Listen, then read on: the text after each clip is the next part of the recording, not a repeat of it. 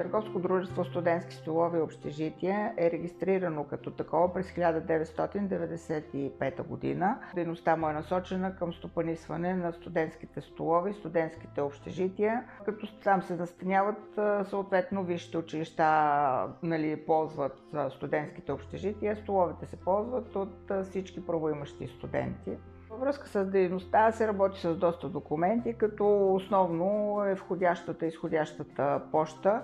Това, което се входира като документи, задължително минава през изпълнителния директор. Той слага резолюция и съобразно на кого е насочена резолюцията, се налагаше да се снимат по един екземпляр, защото оригинал остава в папките тук, и да се дава на съответните страни, и това също води до употребяването на доста голям обем хартия. И по тая причина решихме, че трябва да търсим начин да може по-лесно да се борави. Вече в този съвременен етап на развитие е необходимо да се ползват по-съвременни форми на управление, и зато и се насочихме към ползване на софтуер, който да даде възможност да намалим обема на хартия, който може да се ползва. Основните трудности, които имахме, бяха в това да разкараме буквално купищата с хартия и лесно да намираме всички документи, които ни служат в ежедневието. За необходимостта от въвеждане на система, която да организира документооборота в дружеството, осъзнахме може би от към 20-та година, когато по време на пандемиите се налагаше да се работи с отдалечен достъп, и това вече създаваше неудобство поради голямия обем на документи, които се ползват. След като озряхме за идеята да дигитализираме нашата система, се срещнахме с представители на НМЧЕК в лицето на Светлана Стоянова.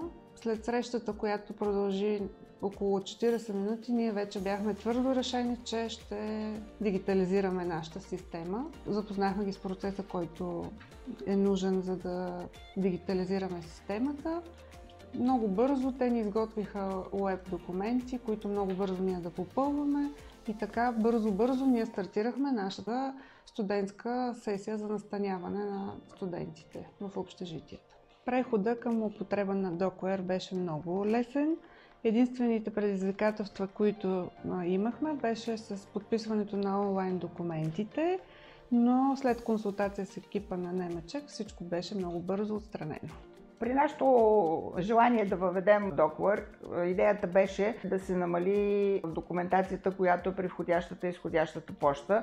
Това да дава възможност, когато един документ се входира, да може лесно да бъде намиран, а не да се рови в папките и да губи време излишно човека, който трябва да го намери. Освен това, дава възможност системата да се връзва с отговора, т.е. когато изпратиш отговор, ти можеш веднага да намериш въпроса и отговора и да срещнеш двата документа, така че да получиш бърза информация. Можем да правим по-бърза справка съответно в системата, така че може по имена, по стая, по всичко да се намери информацията, която ни е необходима.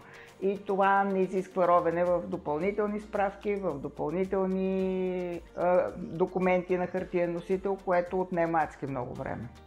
Бързо стана ясно, че сме направили правилния избор според мен, защото след като въведохме DocWare, много бързо и лесно започнахме да входираме, изходираме, да намираме документите, които са ни необходими, и всички видяха, че след като се отърваха буквално така наречената хартия, много бързо може да се случват нещата и без да трябва да се рови в папки, в архиви, просто с един клик се отваря и се намира документа, който ни трябва.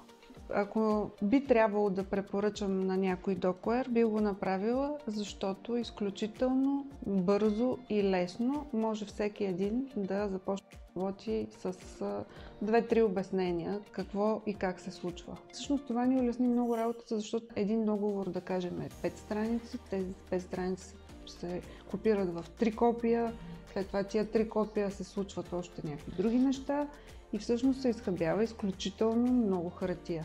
И когато направихме тези веб форми, които всъщност аз веждам някакви данни, давам продължи и хоп, договорът е готов. И всичко беше идеално. Изключително бързо и наистина аз не вярвах, че е възможно толкова бързо това да се промени. Защото казахме хайде, изведнъж хоп и всичко беше готово. Наистина беше много приятно, за мен специално.